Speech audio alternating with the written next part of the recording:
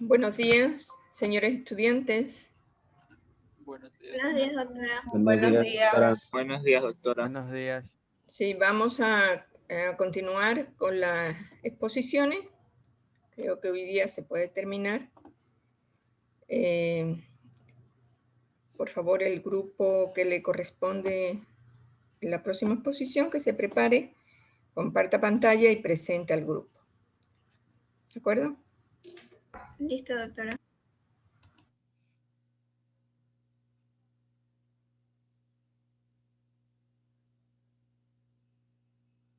Ya. Buenos días, doctora, compañeros. El grupo va a hablar sobre indígenas del Oriente 2 y está conformado por Chávez Stephanie, Chávez Joel, Laura Alan, Mesa Mike, Veracruz Lara y mi persona Ana Ceballos. Siguiente, por favor. La siguiente. Ya. Los Ionas. Están ubicados en sí en lo que es Colombia y Ecuador, pero precisamente en Ecuador, en la provincia de Sucumbíos, del cantón Putumayo, en la parroquia, lo que es Puerto Bolívar. Y también están ubicados en Chuchufindi, en la parroquia San Roque. Su población aproximadamente es de 350 y 400 habitantes. Estas de aquí están dispersas en 3 comunidades, que es Puerto Bolívar, Viaña y Orahuayaya. En sí tienen un territorio la cual está delimitada en 40.000 hectáreas en convenio de uso con el INEFAN. Dentro de esto está la Reserva Faunística Cuyabeno, y en sí tienen legalizadas que son 7.888 hectáreas en propiedad colectiva para los 3 asentamientos, la misma que constituyeron una mínima parte de lo que era su territorio tradicional. Ya. Su idioma es el Siona Baicoca, la cual es procedente de la familia lingüística tucano occidental. La siguiente. La siguiente, Joel. Ya. Su organización política. Ellos conformaron lo que es la ONICE, que es la Organización Nacional Indígena Nacional del Ecuador. También fueron miembros de la FENIAE y la CONAIE. En la vestimenta podemos ver que la mujer utilizaba lo que era faldas largas hasta la rodilla, con collares, narigueras, aretes y coronas hechas de semillas. Ellas cuando iban caminando encontraban las semillas y lo que hacían era proceder a convertirlas en artesanías. También lo que son los hombres utilizaban lo que es chusma, que es un camisón que les llegaba hasta la rodilla, y collares como las mujeres, tanto en el cuello como alrededor de su cuerpo, y sus brazos tenían lo que era adornos de fibras vegetales. Las viviendas, como vemos en la imagen, es de forma elíptica. Esta vivienda de aquí, ellos vivían como una familia extensa, por eso se ve que es una vivienda grande. Pero en la actualidad ya hay viviendas que son un poco más pequeñas, donde ya viven solo una familia nuclear, una familia más pequeña.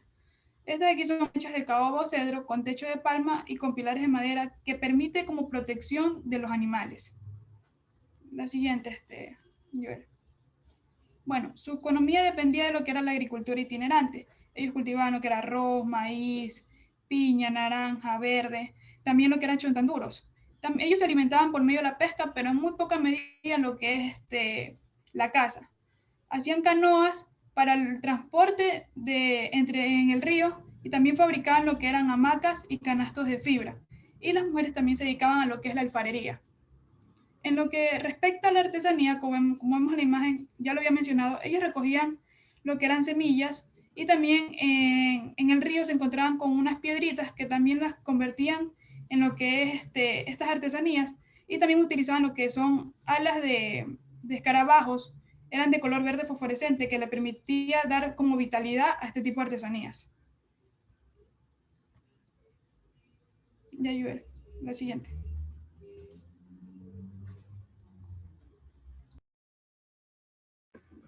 Luego tenemos la cultura de lo que es la cultura siona. Ellos tenían un chamán, el chamán se les llamaba curaca. Eran muy importantes porque ellos hacían este ritual, ya que este ritual conectaba con los 5 niveles del universo y los colores. Esto les ayudaba a lo que era la salud, la pesca, el ciclo vital humano, el matrimonio y la seguridad de las comunidades. Dependían de estos diferentes tipos niveles. En su cultura tradicional, ellos iban a usar aretes, usaban unos 80 collares, pero uno de los que se destacaba era este collar que vemos en imagen, que tenía 32 colmillos, que eran de jaguar. En la imagen vemos que ellos usan 2 pulseras, de que son unas hierbas aromáticas maya. que les ha valido como el nombre de su nombre Siona, que significa perfumado o lengua yot. Joel, puedes cambiar porfis. Luego tenemos la cultura Guaotedeo. Guao, que significa la gente, y Coguade, que significa la no gente. El Guaotedeo tiene diferentes nombres, como Guatiriro, Guatiriro, Guadani y Auca. Estos se dividen en subgrupos, como tenemos el Tonchapare, Quenahueno, Tigüeno, Quiguaro, Samuitaro, Sapino, Tihuano, Humano, Dayuno, Queruno. Garzocha, que se ubica en lo que es el río Yasuní, Kemperi, que en el río Conaco, y Carahuel, que también en el río Conaco, y Tagari. Luego tenemos el idioma de ellos guaoterero, que es un idioma todavía no clasificado. También hablan quichua y español. Joel, ¿puedes cambiar por fin? Su población aproximada es de 3.000 habitantes. Se van a ubicar en lo que son las provincias de Napo, Francisco Orellana y Pastaza. Están distribuidos aproximadamente en 24 comunidades. 12 están en Pastaza, que se las nombré anteriormente. En lo que es la provincia de Orellana van a estar ubicados en el que es el cantón Orellana. En la provincia de Pastaza van a estar en el cantón Arujano, y en el Napo en el cantón Tena. Puedes cambiar ya el perfil.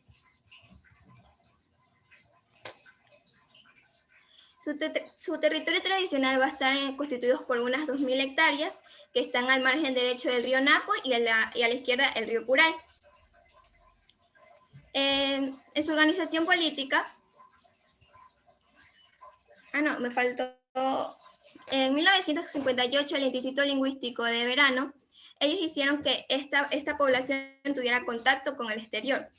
Por siglos, los guaraníes han cuidado y defendido su territorio con otros indígenas o coloniales. Actualmente se encuentra amenazado por lo que es las petroleras y las prácticas ilegales de tierra. Su organización política va a estar constituida por un grupo doméstico que le vamos a llamar Naniacao, que van a estar constituidas por 6 a 10 familias, y estas van a habitar en una maloca, maloca significa que van a estar debajo de un mismo techo. Los Guamoní van a ser la unión de varios Naniacaos. Los Naniacaos van a tener una persona adulta mayor que por eso se le dice, se deriva de este nombre. Estos Guamoní van a ser monógamos, que se van a entrelazar entre primos entrecruzados. También van a tener los que son Guamoni, que son como que de 2 a 3, que van a ser personas de diferentes Naniacabos en cada Naniacabos. En lo que es su organización política, el consejo máximo es el Consejo Baile Guarani. También va a estar representado por lo que es la Organización Nacional Guarani en la Amazonía Ecuatoriana. Esta ya sería externa, y también están representados por lo que es la COFENAI y la CONAI. ¿Puedes cambiar, Joel, por piso? Antes de hablar de la economía, teníamos que saber que los guatedeos también antiguamente eran nómadas. Actualmente ya se centralizaron. Su economía se basa principalmente en los huertos temporales, los diferentes tipos de alimentos que se crean en diferentes épocas, la caza, la pesca, la recolección de frutos y el medio natural que les provee. También hacen lo que son artesanías y también lo que trabajan en trabajos pesados, que son las petroleras, y con eso tienen contacto directo con lo que es el mercado. Y con eso ganan dinero. También tiene áreas naturales y protegidas, como tenemos el Parque Yasuní. Ahí se ubica la cultura de Dícaro, Garzocha, Amuro y Bahumano. Donde viven no tienen título de propiedad, sino que tienen un contrato firmado con lo que es INEFAM. Gracias.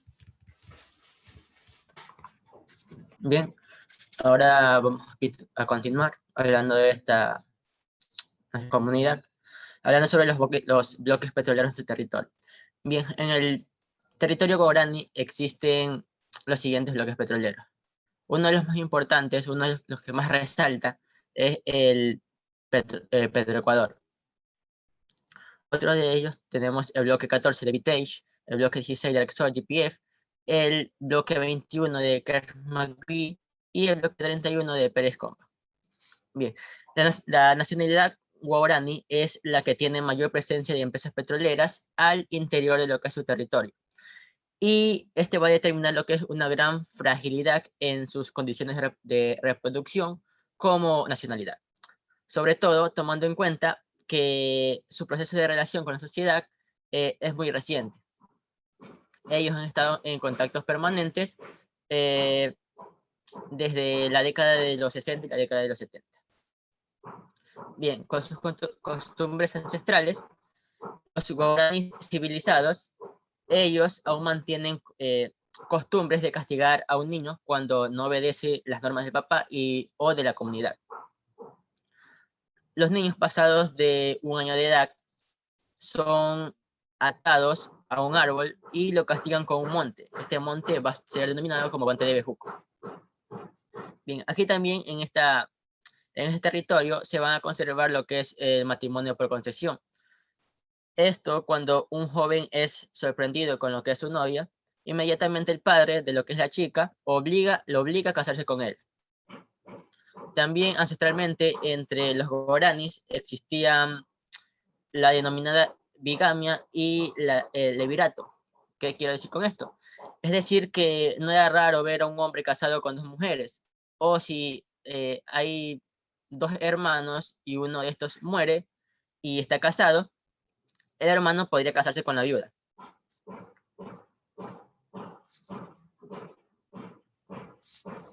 Bien, su religión. La Iglesia Católica entró en el escenario en el pueblo guaraní a raíz de la presencia de la petrolera. ¿Cuál era el objetivo de esto? Bien, el objetivo de esto era ubicar a los últimos guaraníes que estaban en lo que es un estado primitivo, que antes estos eran llamados como tagueris. Es aquí donde entran 2 personajes muy importantes, el cual es el religioso español llamado Monseñor Alejandro Lavaca y la misionera colombiana Inés Arango. Ellos salieron en el año 87 desde un campamento de petrolera ubicado en lo que es el bloque 16. Este campamento es llamado CGG para realizar lo que es un primer contacto con este grupo primitivo, ya que ellos encontraron este grupo a 3 kilómetros de lo que es el sur de Tigüino, en lo que es Pastaza.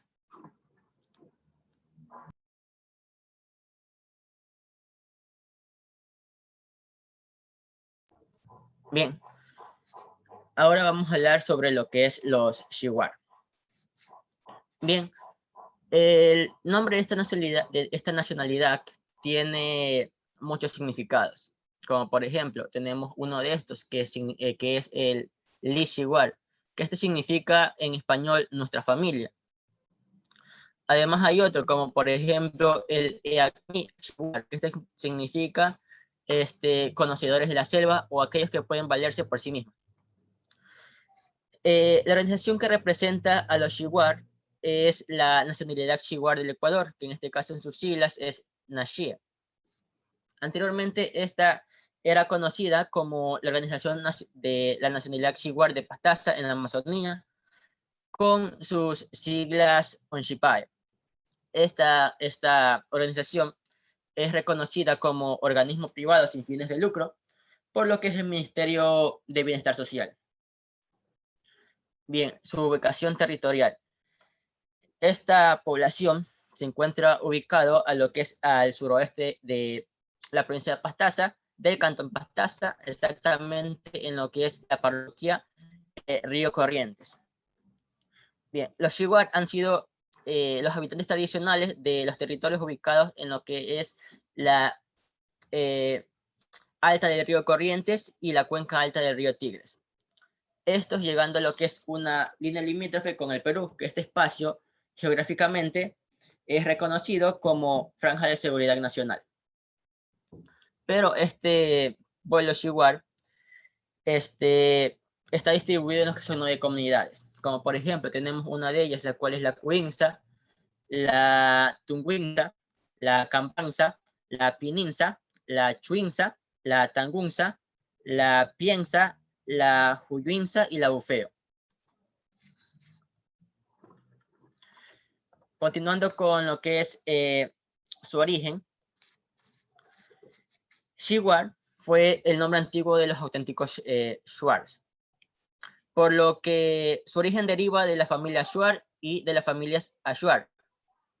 Bien, estos, como les dije anteriormente, se ubicaron a la margen izquierda de Pastaza, luego de lo que es una expansión comunitaria por la presencia de lo que son los misioneros y jesuitas en los años 40. Bien, además, a pesar de solo ser un pueblo, está representado por dos subgrupos familiares. Uno de ellos es los Shuar Mainas, de lo que es el río Macuchari, que estos tienen una estrecha relación con los Achuar. Y el otro subgrupo es el Shuar de las riberas del río Corrientes. Bien, los recursos que son requeridos para el sustento de sus habitantes son demasiado abundantes, ya que la aplicación de los conocimientos ancestrales, tradicionales, han permitido que uno de estos, la caza, sea un componente integrado para los ciclos reproductivos de las especies animales. Y otro factor muy importante es la agricultura, ya que ellos constituyen una actividad de abastecimiento importante para un rubro alimenticio. Pero esta agricultura tiene muchas limitaciones. ¿Como cuáles? Una de estas es el transporte, ya que estos han impedido una vinculación mercantil con otras sociedades, ya que ellos, uno de sus tradiciones es el domesticar animales y el de la agricultura. Y es básicamente por el precio elevado alto de lo que es el flete, no pueden estos desarrollarse mayormente a otras comunidades. Gracias.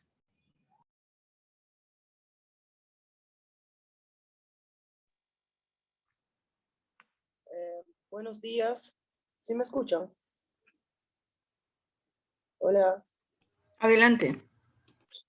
Buenos días. A continuación voy a hablar de lo que es la historia de los Shuar. No sé si lo pronuncio bien, disculpa.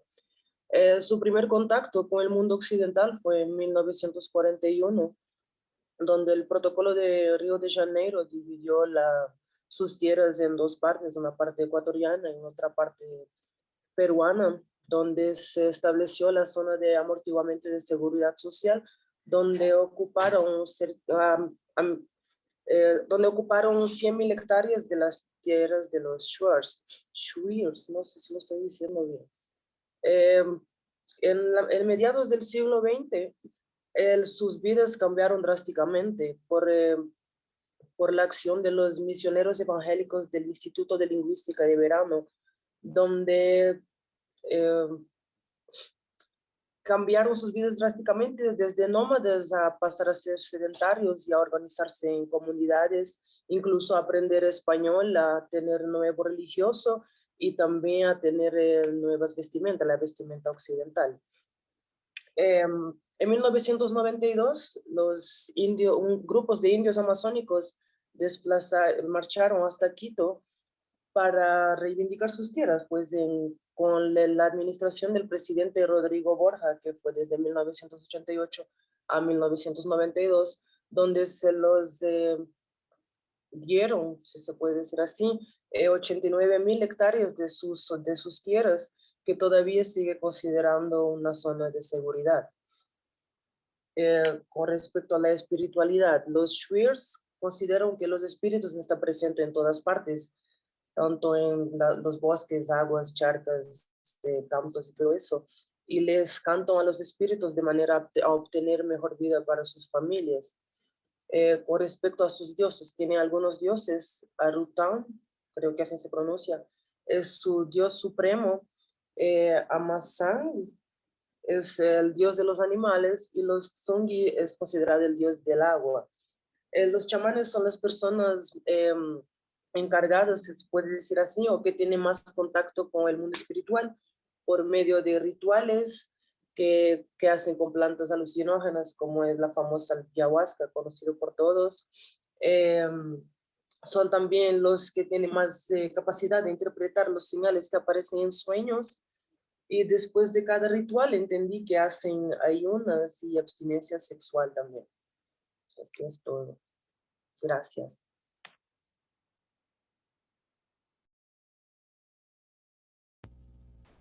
Buenos días, ¿se me escucha? Sí, sí te escucho, Mike. Ya, de antemano, disculpad si se escucha algún ruido porque por mi casa pasan bastantes autos y ya. A ver, entonces tenemos la nacionalidad indígena zápara. Bien, pues, primero vamos a hablar un poco sobre sus antecedentes.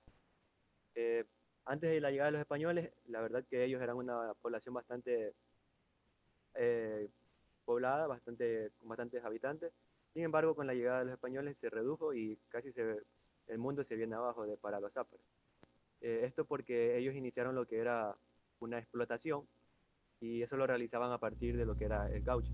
Y también esclavizaban a los mayores o a los abuelos o los taitas de lo que eran las comunidades.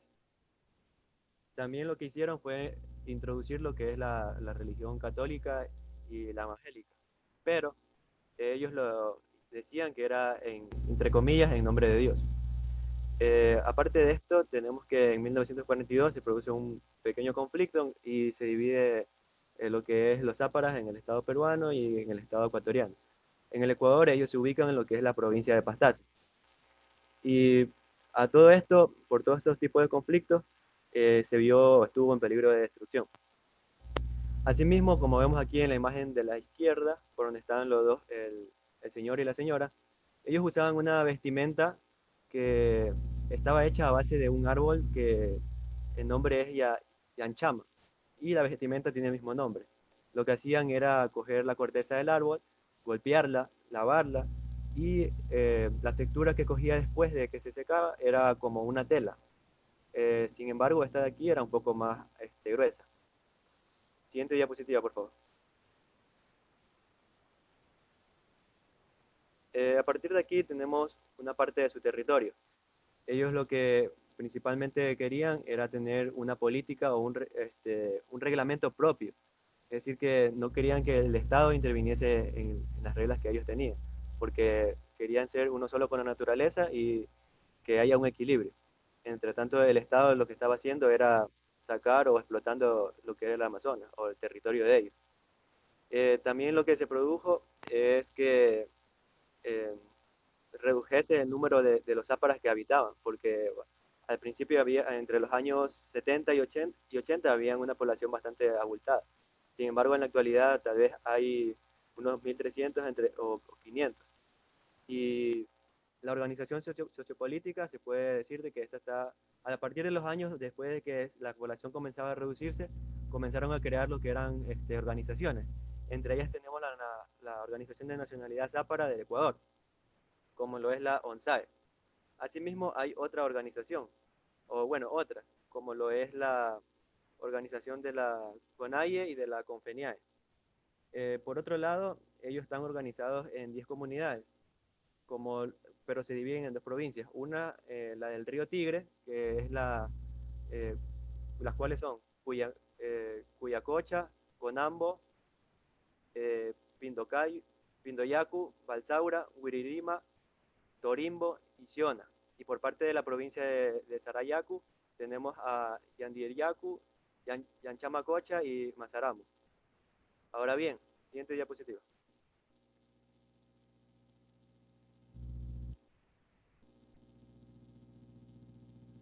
Muy bien, pues en la parte de economía, ellos la verdad de que no tienen una economía bastante basada en lo que es la adquisición de dinero, solamente con la venta de artesanías. Ellos la utilizan para comprar lo que es la sal o así, cosas que les falten para sus comidas. Pero en sí lo que ellos más quieren es tener una sustentable o un equilibrio con la naturaleza. Por lo tanto, toman todo de allí y lo realizan a través de la casa, que es lo que más realizan. lo pueden realizar a través de la caza con arpón o también la caza con caña o con anzuelo. Por parte de esto también tenemos de que ellos tienen chacras que son como cultivos y esto lo realizan en menor medida para no explotar a lo que es el medio ambiente. Por su parte, también tienen lo que es la comercialización. Bueno, ellos, su economía también se basa en lo que es el consumo de plátano, de yuca, que hacen, a partir de la yuca hacen la chicha.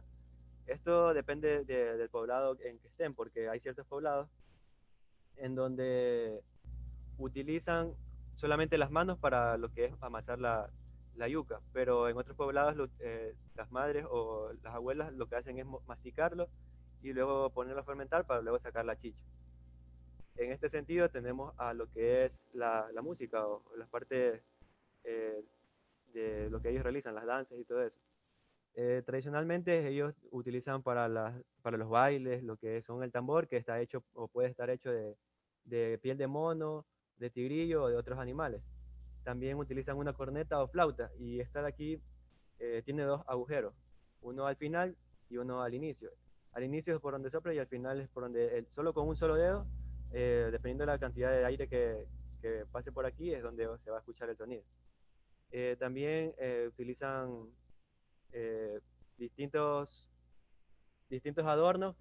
Uno de ellos es formar como una corona de plumas. Esto lo pueden realizar a través de la pluma de aves de guacamayo o de otro tipo de aves. Y también tienen algunas aves como los tucanes disecados. Siguiente diapositiva, por favor.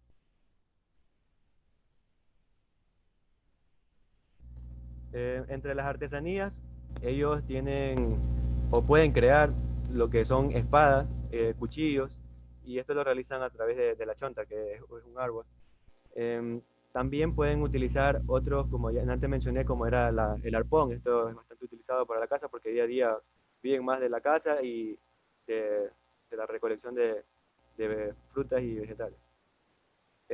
También se puede mencionar de que ellos, bueno, esto de aquí no mencioné en la parte sociopolítica, pero ellos con el gobierno se les ha obligado a que tengan escuelas para que los niños, aparte de la educación que ellos reciben experimentalmente, como es la casa, la construcción de ciertos utensilios y todo eso, también reciban otro tipo de educación. También puede mencionar de que los nombres a las mujeres se les da con los vegetales o con plantas y a los hombres se les da los nombres con los animales. Gracias.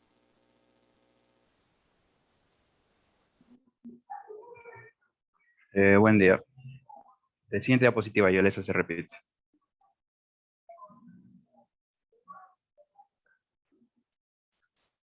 Siguiente diapositiva, esa está repetida. Ya es. Buen día, yo les voy a hablar sobre lo que son los andoas. Primero su ubicación. Estos se encuentran ubicados en la provincia de Pastaza, en la parroquia de Montalvo y están agrupados en 4 comunidades. Montalvo, Yatunyacu, Morete Playa y Pucayacu. Su población aproximada es de 800 habitantes y su territorio ancestral ocupaba amplias áreas en la provincia de Pastaza y la zona vecina del Perú. En su territorio actual han sido absorbidos en su totalidad por los quichuas del Pastaza, con quienes comparten territorio y habitan en la ribera de los ríos Pastaza y Bobonaza.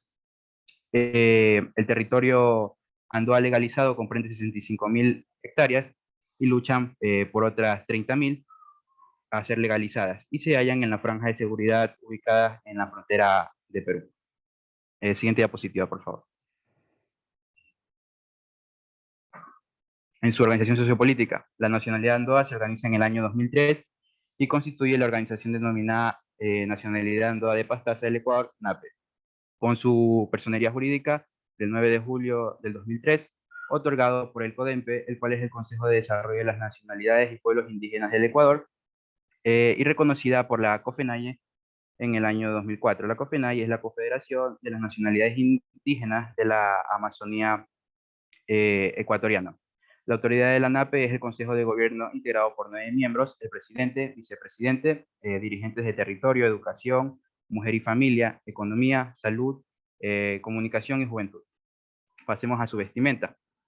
Los hombres visten pantalón blanco, Sin embargo, el color negro es más utilizado. Ellos se van a pintar figuras de boa o figuras culturales, y otros se pintan figuras que ven en sus sueños.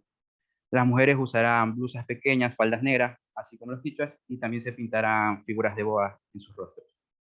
Siguiente diapositiva, por favor.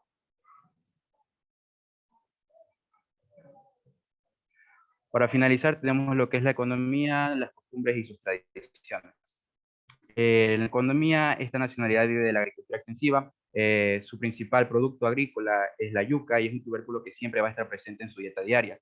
Un dato aquí sería pues que ellos limpian sus chacras con untes específicos antes de cosechar para tener una buena cosecha.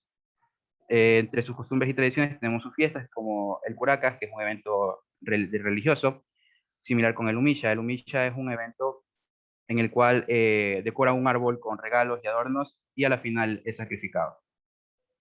Tenemos también la agrupación con los quichuas de la Amazonía de Achuar, con los cuales realizan juegos populares de índole en los que participan tanto hombres como mujeres. Y en su música, en la cual los mayores cantan camari antes de comer, Pachamama, y también le cantan a la selva. Eso sería todo. Gracias.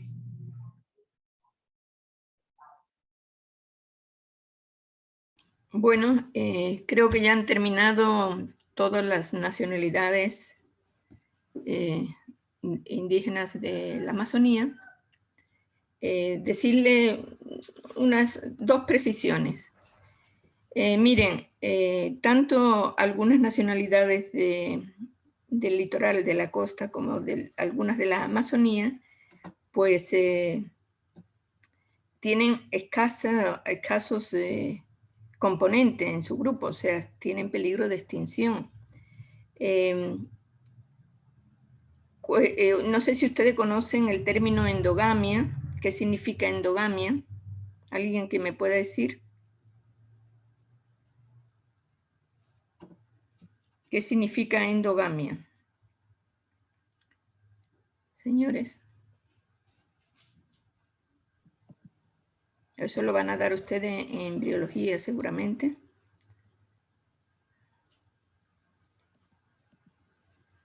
Son los matrimonios entre las mismas personas. O sea, matrimonio. De la misma casta o raza. Con afinidad, o sea, familiar, de alguna manera, ¿verdad? Entonces, la endogamia, ¿qué es lo que produce? La endogamia va produciendo pues un deterioro al haber a lo mejor rasgos dominantes en los 2 individuos que se unen de alguna enfermedad. Eso produce un deterioro o de algún defecto genético, produce un deterioro de esa condición genética y de ese organismo que nace, y va disminuyendo pues la fuerza de esa nacionalidad. Entonces, bueno, cuando hay un grupo bastante grande no hay problema, pero en estos grupos reducidos, pues básicamente pues, están en peligro de extinción y también de caer en la endogamia. Pero aunque históricamente, y si vemos muchas nacionalidades de todo el mundo, hay algunas prácticas que evitan la endogamia. Por ejemplo, lo que tiene que ver con la prohibición del incesto, o sea, de mantener relaciones sexuales con familiares, padres, hermanos, etc.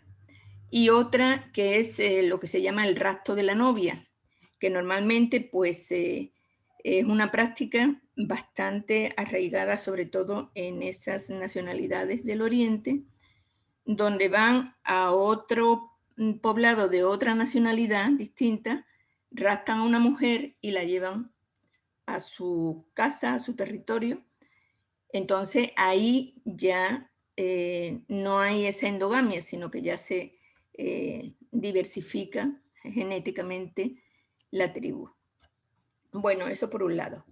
Por otro lado, decirles que el Instituto Lingüístico de Verano pues era una organización, no sé si todavía sigue o no, de Estados Unidos, evangélica, protestante evangélica, que llegó al Ecuador a finales de los años 50, 60, que parece que está relacionado también con el petróleo, con las prospecciones petroleras.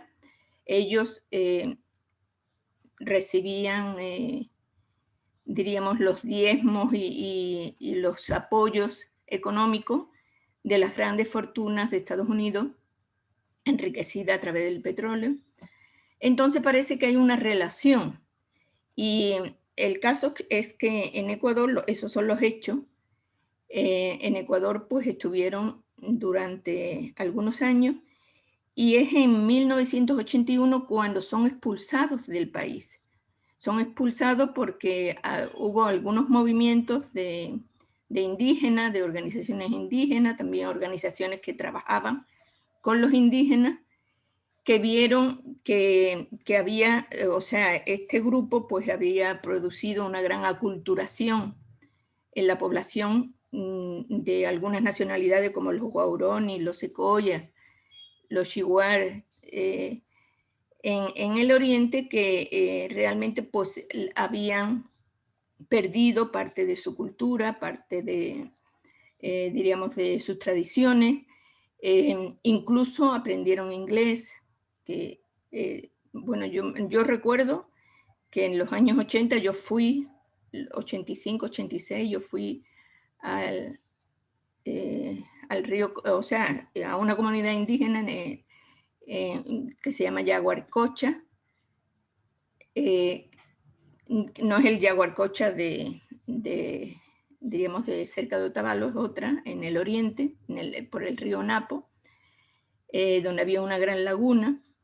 Entonces ahí había, en la casa comunitaria, había libros en inglés, y algunos jóvenes pues conocían el inglés. Entonces había una gran aculturación, pero eso no era lo más grave, lo más importante, sino que se produjo una esterilización obligada a las mujeres. Las mujeres se les ponía el dispositivo intrauterino, en ese entonces era la T de cobre o el DIU, y sin que ellas conocieran, sino simplemente se le ponía sin su consentimiento. Entonces, los indígenas ya organizados, ellos decían que era básicamente para que hubiera menos indígenas, hubiera menos resistencia para ocupar los territorios petroleros, y básicamente pues era para, diremos, favorecer la entrada de los grandes grupos petroleros americanos. Bueno, esa es la realidad diremos en Ecuador. También pasó algo parecido en Brasil, en Colombia me parece también, en Perú sí lo dejaron un poco más tiempo, el Instituto Lingüístico de Verano. Vean ustedes que no solo estaba en Ecuador, estaba en varios países de América Latina donde son ricos en yacimientos petroleros. Bueno, eso es un poco conociendo la realidad del país. También quería completar lo que dijo un compañero que lo dejó ahí por terminar. Bueno, los Guauronis son los que han estado más cerca, o su territorio es la que está más cerca de los pozos petroleros.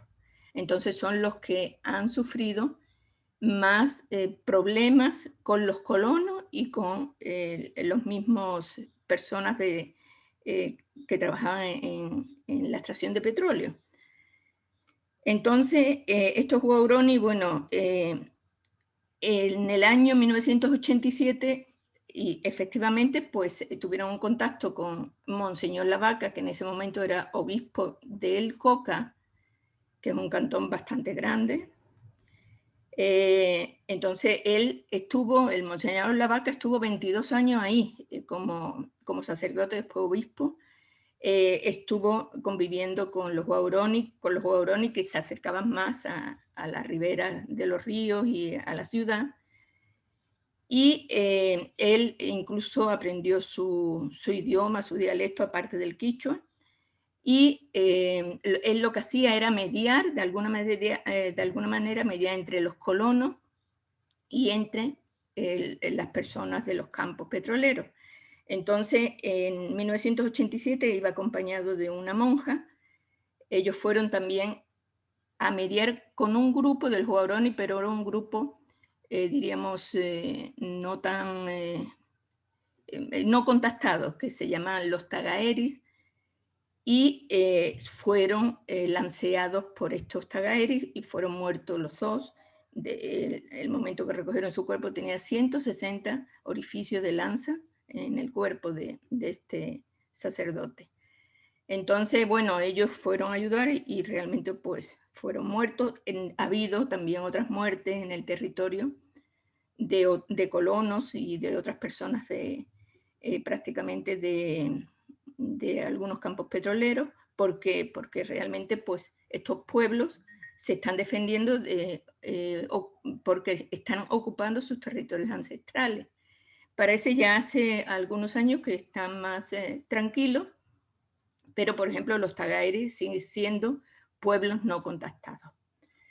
Bueno, eso sería todo lo que en definitiva los indígenas del Oriente, ellos no tuvieron que soportar la invasión inca, porque los incas no llegaron al Oriente, pero sí la española, con lo que tuvo que ver la evangelización de los jesuitas, de los franciscanos, también la fiebre del oro en el Oriente, después la del caucho, donde fueron esclavizados todos estos grupos indígenas, y por último, la extracción de petróleo desde los años 70 prácticamente, la extracción de petróleo que ha desplazado a estas poblaciones y que también ha contaminado todo el Oriente. Entonces, bueno, los pueblos han resistido, están ahí, tienen su cultura, tienen sus costumbres, pero realmente pues igual que pasó con los pueblos de la sierra, han tenido que resistir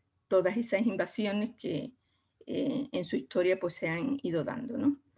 Bueno, muy bien, hemos terminado con los pueblos nacionalidades indígenas del Oriente y comenzamos el siguiente tema. Creo que son los afrodescendientes, si no me equivoco.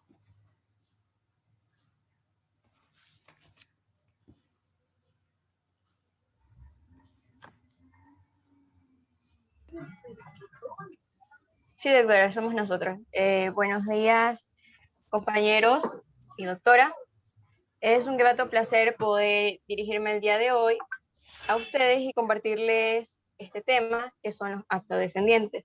Nosotros somos el grupo número 2, que está conformado por Nicole Vargas, Pablo Fabricio, Andrés Moreira y Thais Pim. Quien les habla, Jocelyn Mendoza.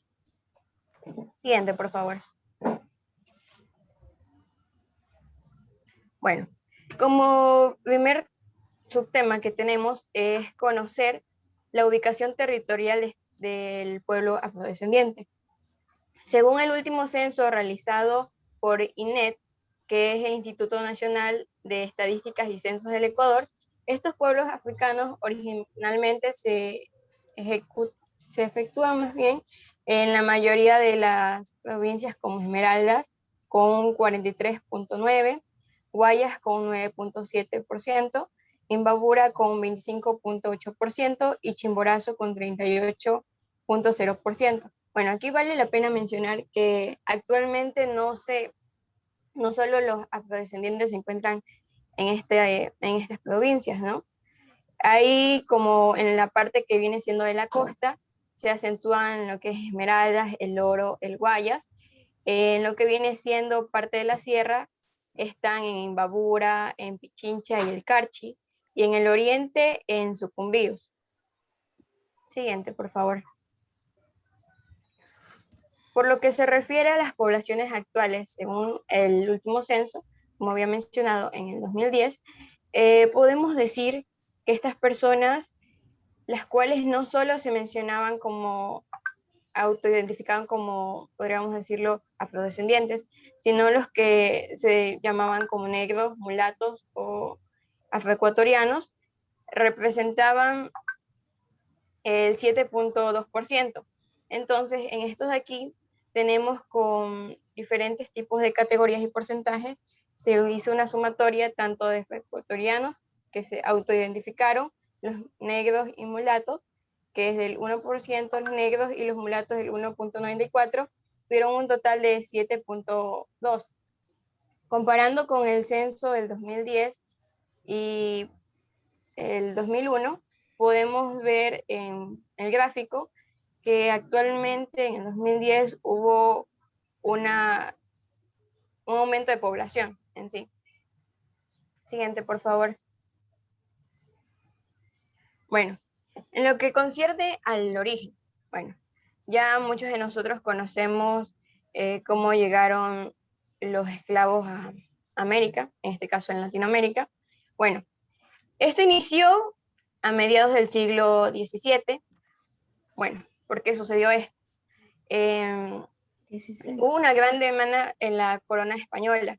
Entonces, tuvieron la decisión de explotar estos pueblos africanos y lo que hicieron es dar como nuevo inicio a la gran explotación, como había mencionado, y mandarlos a otros continentes para que trabajen. Bueno, cuando llegaron al Nuevo Mundo, empezó a haber una sobrepoblación. En esto trajeron enfermedades, maltrato físico, violaciones, incluso hubieron algunos embarazos de los patrones que violaban a las esclavas. En sí, en el año que se acentuaron en Ecuador fue en 1526, que se registra la presencia de pueblos afrodescendientes en el Ecuador, y llegaron en las partes de las costas de Esmeraldas, y tras próximos años llegaron a los valles del Chota, Salinas, y podemos destacar que actualmente se encuentran en la mayor parte de la población ecuatoriana. Después de llegar a las Salinas, fueron vendidos a ciertas partes como en Quito, en Guayaquil y sucesivamente. Bueno, este tema lo hablará a continuación mi compañera, que es un tema un poco más llevado a su historia. Siguiente.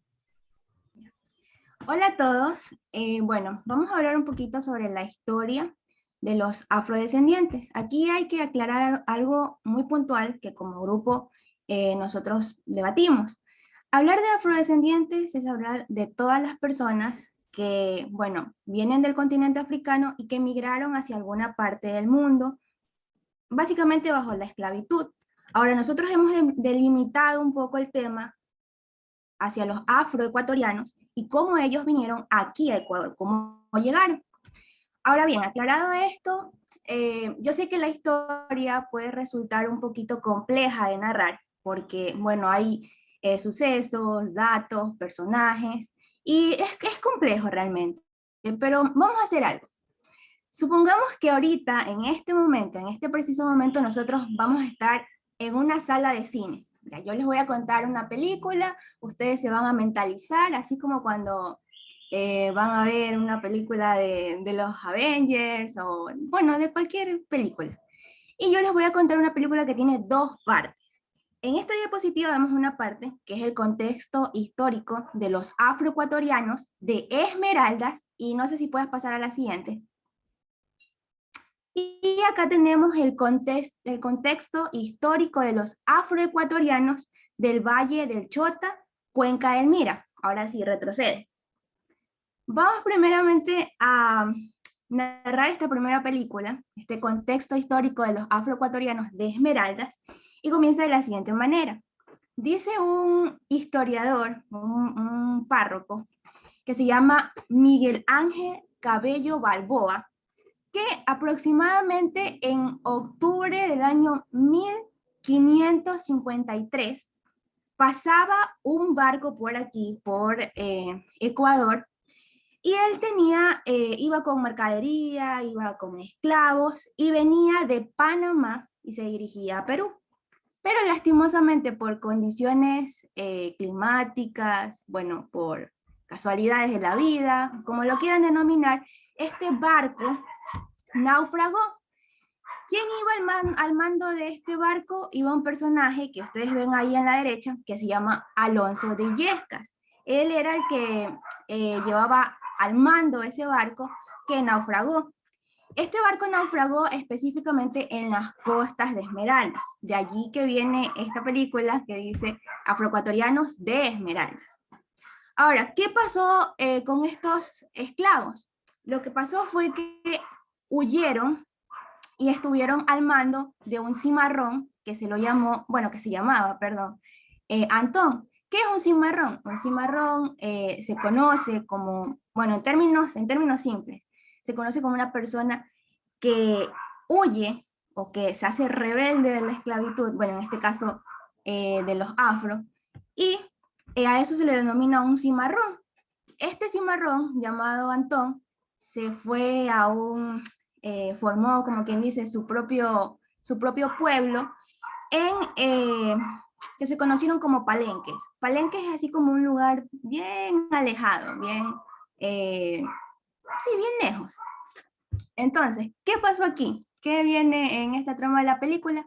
Nuevamente viene el señor Don Alfonso, y este señor vuelve a tomar el mando de lo que es ese pueblo.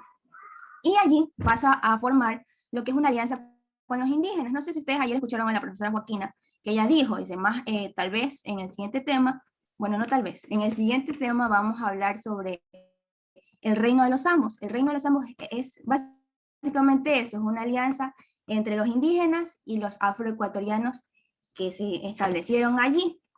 ¿Por qué se unieron? Pues fácil y sencillo, para así hacer una estrategia de supervivencia en contra de lo que era la apropiación, bueno, sí, la apropiación de lo que era la corona española. ¿Por qué? Porque en ese entonces Esmeraldas era un, bueno, era un pueblo bastante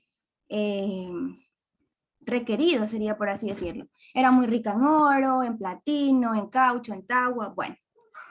De aquí pasan muchísimos sucesos, se tratan de hacer, la corona española trata de hacer acercamientos, de hacer pactos con Alonso de Illescas, pero realmente no llega a nada. O sea, yo les resumo en todo lo que dice la historia, se los resumo en eso, no llegó a nada, pero lastimosamente todo tiene un inicio, todo tiene un final. Muere Alonso de Illescas, vienen otros cimarrones, vienen otras sociedades, y pues se dice que este reino de los Ambos realmente a partir de allí, de su muerte, se comenzó a debilitar.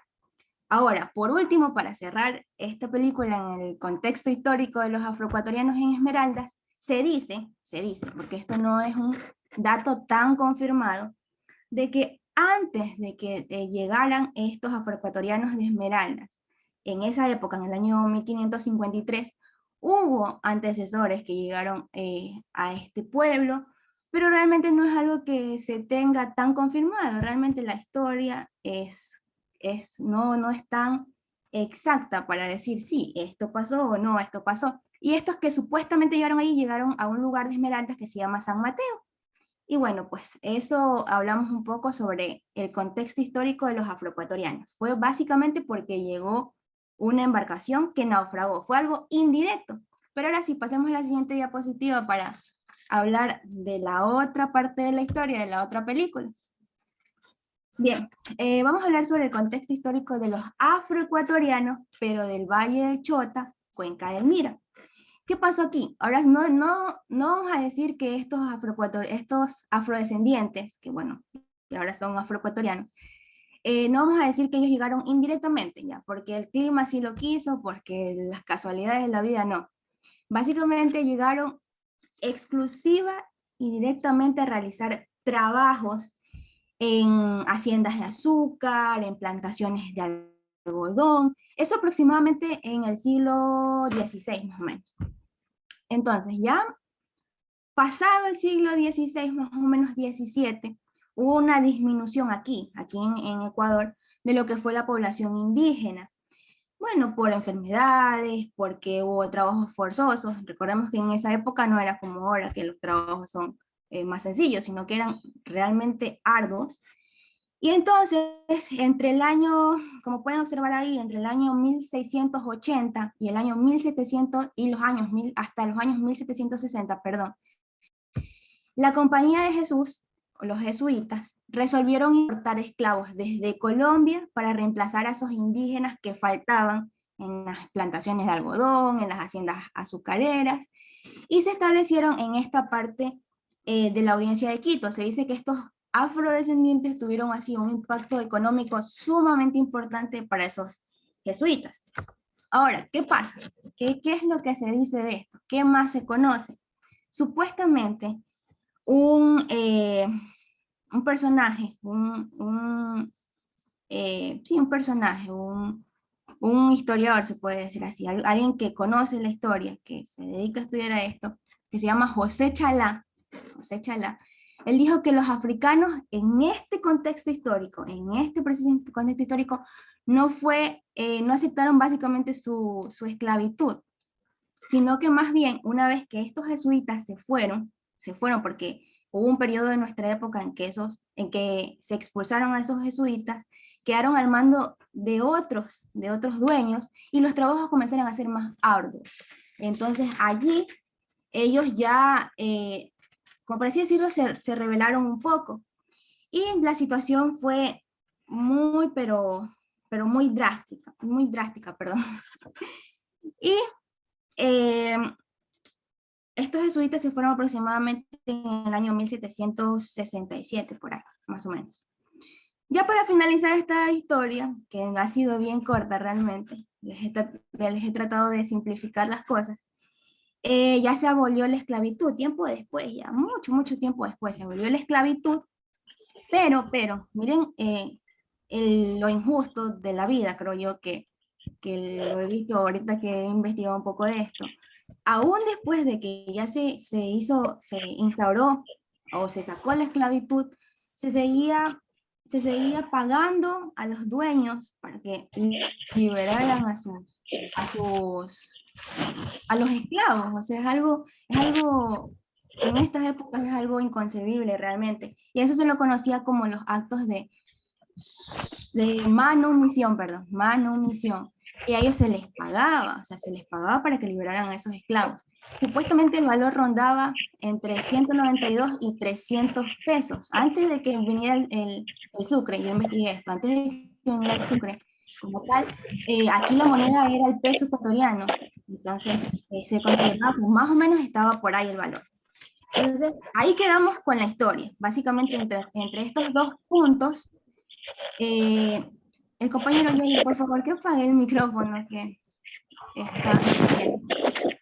Y bueno, ya, básicamente hay estos dos puntos, uno directo y uno indirecto. Entonces, en eso se enmarca la historia. Ahora bien, pasemos a la siguiente diapositiva. Ya vieron que estas películas estaban bien entretenidas y cortas. Vamos ahora a hablar un poco sobre la cosmovisión y la espiritualidad que tenían estos pueblos.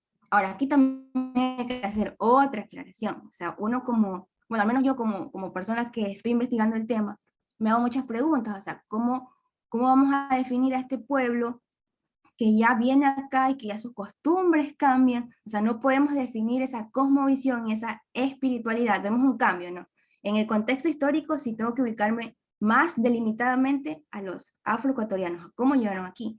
Pero acá tengo que retomar un poco de la historia que ellos tenían anteriormente, o sea, de los africanos, de los netamente africanos. Porque acá obviamente cuando ya llegaron aquí a Ecuador, sus tradiciones, su manera de llevar la vida cambió, o sea, hubo una mezcla, hubo un choque. Bien, hablemos así a breves rasgos un poco de lo que fue la cosmovisión y espiritualidad para esos pueblos africanos. Según el filósofo John Beatty, que es un filósofo africano, las personas que viven en África son seres profundamente religiosos, o sea, religiosos hasta las últimas, o sea, religiosos de arriba a abajo, de pies a cabeza.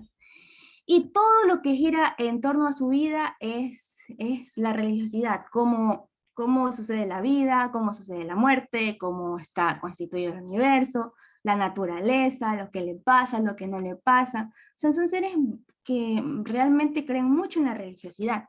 Ahora, no les puedo hablar, obviamente, de su religión y su cosmovisión, su espiritualidad, así, marcadamente por cada pueblo que hay en África, pero sí les puedo dar como una idea general de qué en ellos, de qué básicamente ellos sustentaban su espiritualidad. Tenían 4 categorías muy, muy esenciales, que era el Muntú, el Quintú, el Jantú y el Kuntú. Si ustedes me están escuchando, se dan cuenta que por lo general terminan en NTU, así como tú, Kuntú, Muntú.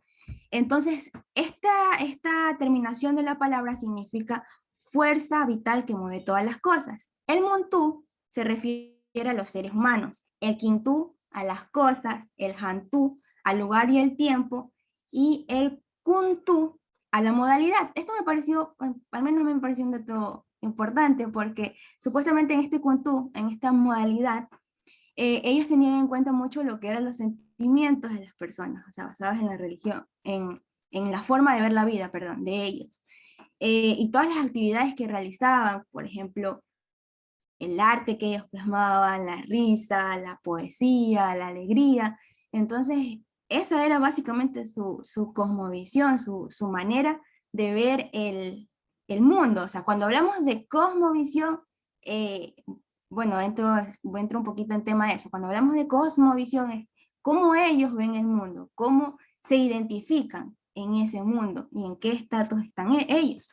Ahora, ellos también hacían ritos, hacían celebraciones para protegerse y para encontrar alivio espiritual, pero lastimosamente como son de otra cultura y en ese entonces en los que ellos llegaron, o sea, era un pueblo esclavo, era un pueblo netamente esclavo, entonces el poder que había acá, bueno, no los blancos, sería más bien nosotros como tales, la población de este Ecuador, bueno, no solamente aquí en Ecuador, sino también en otros países, siempre cuando el ser humano sobre todo ve algo nuevo, ve algo que no conoce, ve algo místico, siempre dice, ah no, es que este es brujo, ay no, es que esto es algo malo, es algo del chamuco, es algo del demonio, cosas así. Entonces, bastante se los tildaba a estos africanos, a estos afrodescendientes, de practicar estos ritos, como vemos aquí en la diapositiva, ya antes de pasar a lo que era la organización. Ellos, el elemento clave de su vida, el más importante y el que ejercía mayor influencia en su manera de pensar y vivir, era la espiritualidad, era la religión. Y bueno, claro está, ya cuando llegaron aquí, obviamente, pues hubo un choque, pero básicamente ellos eran muy, muy religiosos a su manera. Ahora sí, pasemos a la siguiente diapositiva para ya terminar con mi exposición. Bueno, aquí les he traído un poco en la diapositiva. Vemos aquí que están, como les dije, las denominadas personas que realizaban estos actos. Claro que estos actos no es que se realizaban así a plena luz del día, sino que básicamente, como estaban bajo el dominio, había ciertas celebraciones clandestinas. Y bueno, ya los cimarrones, que eso sí, podían realizar un poco más, que ahorita les hablo en la organización social, un poco más, eran un poquito más liberados. Como vemos aquí en la diapositiva, les estaba comentando que fueron condenados, bueno, no condenados en el hecho de que murieron, sino que más bien se los tachó, se los visualizó de esa forma. A los sabios africanos que ejecutaban esos saberes se los denominó fetichistas, curanderos, yerbateros, hechiceros, herejes, o bueno, brujos, como ustedes lo quieran llamar. Ahora sí, pasemos a la siguiente diapositiva, que vamos a hablar un poco de la organización social, que también me toca eso.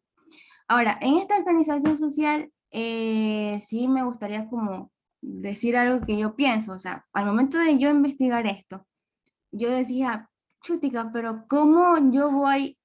Bueno, a lo largo de las exposiciones hemos visto que siempre en los pueblos indígenas como que hay una persona de más alto rango y luego vienen los siguientes, o sea, yo decía, ¿cómo organizo socialmente a una población que llegó aquí siendo esclava? O sea, ¿cómo yo la jerarquizo o digo, bueno, aquí está esto, acá está lo otro, si realmente ellos fueron pueblos. Y básicamente llegué a la conclusión justamente de lo que decía al principio, de que hubo, o sea, hubo esclavos, si hablamos como, ya viendo como, analizando colectivamente, hubo esclavos que, como les decía, lograron rebelarse, lograron escapar y se asentaron en ciertos lugares y se los conocía como cimarrones. Y hubo otros que no lograron eso y que realmente siguieron siendo esclavos. Entonces, según la fuente bibliográfica que yo investigué, decía que se vio eso, de que hubo dos sociedades netamente marcadas, las que eran propiamente africanas, que conservaron en parte tal vez la mayoría de sus tradiciones, pero ojo, que esto con el tiempo igual se modifica.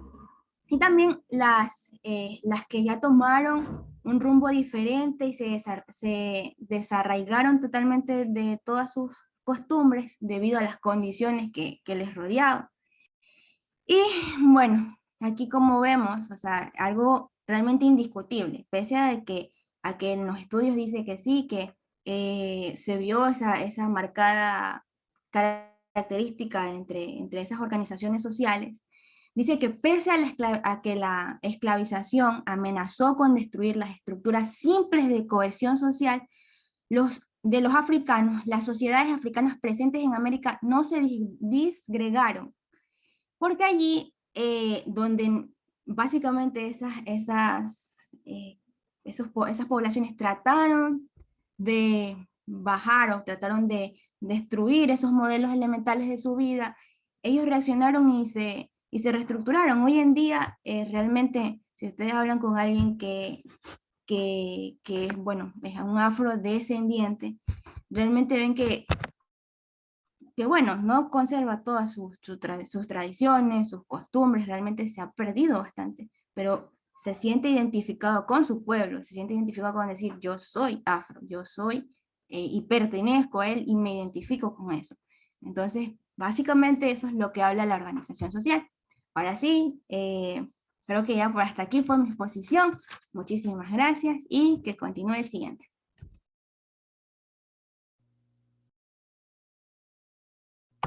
Bueno, ahí estaba también una imagen sobre los cimarrones un poco. Pero ahora sí ya va a seguir mi compañera. Ok. Primero que todo quiero saber si se me escucha bien porque a veces se me desconfigura. Sí, se te escucha. Ok. A ver, empezando primero, viendo la diapositiva, nos podemos dar cuenta sobre cómo eran las viviendas actualmente, pero antes eran o tenían una forma distinta como son ahora, ya que hablando o dando un poco de contexto, las personas a lo largo del tiempo han ido adaptándose de manera que eviten tener esa discriminación que se sigue viendo en la actualidad, pero de manera menos pronunciada, como lo era antes. Por eso es que, si se dan cuenta, en los dos pequeños párrafos que coloqué, dice que de acuerdo a los datos del Censo de Vivienda realizado en el año 2001, solamente el 4.32% pertenecen a jefes de hogares que al momento de la encuesta se identificaron como afroecuatorianos, perdón. Entonces, esto queda a entender que prácticamente solamente ese 4% de personas que pertenecen a esta descendencia fueron capaces de dar como la cara por su descendencia y decir, mi descendencia vale más que cualquier tipo de discriminación o opinión social de los demás países o digamos que ciudades, porque estos tipos de personas están situadas en distintas partes del país, pero a veces suele pasar que personas que van de otras ciudades a sus pueblos o van de visita o van de paso, suelen a veces tener malas ideas, malos pensamientos sobre esas personas. Si podemos seguir una diapositiva, por favor. Ok, entonces aquí ponemos un ejemplo. Es decir, que las viviendas afroecuatorianas del 149.605 unidades, es decir, 149.000, más de 149.000 casas que pertenecen a cada una de ellas, es ocupada por solamente el 4.5% de afros, tanto rurales como urbanos, porque hay que entender que hay personas, en este caso, que han migrado, se puede decir, hacia el dentro de la ciudad, hacia el centro de la ciudad, ya sea por trabajo, por necesidades o por cualquier tipo de situación económica o política, ya sea cualquier tipo de tema que quieran, territorios o cosas de ese estilo. Entonces, de este conjunto de viviendas, solamente el 8.34% son cuartos de inclinatos, es decir, no son casas propias, sino que son personas que viven bajo, como con una persona que les está otorgando un cuarto, una vivienda, a cambio obviamente de retribuir económicamente. Pero hay solamente un 5.79% que son casas propias, pero estas son más como ranchos o chozas, como lo identifica la diapositiva. De esta manera podemos decir, o en mi opinión, puedo decir que los indígenas y los afroecuatorianos no se diferencian mucho en el sentido de que han sufrido un largo proceso en el sentido de la exclusión y de la discriminación social. Para dar un poco más de contexto, ahora sí, en lo que es la estructura de la vivienda de la población esmeraldeña, en este caso, en las zonas rurales, conserva muchos rasgos de su origen africano. Una de estas características, o una de estas, es que está hecha de caña gradúa, como se puede ver en la imagen de la izquierda, y también su techo es fabricado con hojas de palma que están tejidas entre sí. Esto es como un método de guardar esa tradición que tenían antes, cuando obviamente no tenían conocimiento sobre lo que eran las estructuras que actualmente se utilizan. Pero esto obviamente ha ido cambiando, como lo dije ya anteriormente, ya que se han ido adaptando o debido a los problemas que hay por territorios, explotaciones, se han tenido que desplazar de sus zonas comunes a otras zonas donde se ha tenido que adaptar, ya que o no han conseguido sus materiales como lo hacían en su zona normal, o simplemente tenían que adaptarse al sistema o al modo para que no sean el ojo de atención de las personas, solamente para evitar la discriminación en sí. Entonces, por eso es que actualmente, como lo vemos en la derecha, este techo, que en vez de ser de hojas de palma, ahora pasa a ser de zinc, y las paredes a veces, o solamente ciertas partes o ciertas casas, dependiendo de su estado económico, suelen tener paredes de cemento o de bloques o de ladrillos, como más lo conocemos, y un suelo a veces, eso sí va variando mucho, a veces puede ser de tierra, puede ser de cemento, de baldosa, pero aunque este tipo de cosas hayan ido cambiando a lo largo del tiempo, para las personas que tienen bastante pronunciada su tradición, esto no se ve apropiado porque esto está afectando ecológicamente al medio ambiente, ya que ellos, si se dan cuenta, anteriormente usaban, como lo decían, cañas gradúa, hojas de palma, cosas naturales, cosas que las conseguían gracias a la naturaleza y no a directamente explotarla al punto de como lo estamos haciendo actualmente. Entonces, esto para aquellos que tienen bastante marcada su tradición es como algo inapropiado, ya que está faltando el respeto, por decirlo así, al medio ambiente. Pero también, por otro lado, están las personas que están como lo decía mi compañera Nicole, que tienen ciertos rasgos de su tradición, pero ya lo han perdido y se han como adaptado a la sociedad actual. Y esto lo consideran ellos como una muestra de prestigio, como lo decía yo antes, a una buena condición económica, ya que solamente aquellos que tenían buenos ingresos podían darse estos lujos de tener una casa con todos los implementos que nosotros conocemos actualmente.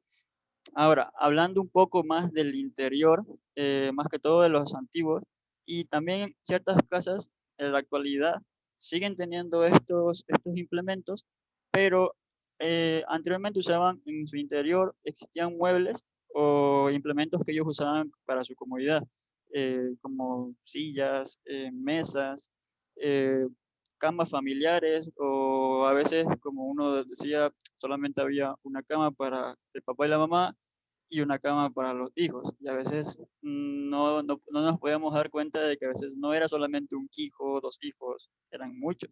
Porque anteriormente, a forma en la actualidad, antes como que había más procreación en comparación ahora.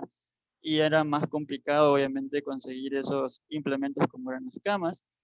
Pero esto de aquí fue cambiando, obviamente, a lo largo del tiempo, ya que se fue reduciendo, creo, la población, o se fueron adaptando más al medio, el medio de la ciudad, se puede decir, y pasaron pues de tener solamente ciertas cosas a tener lo necesario para estar bien.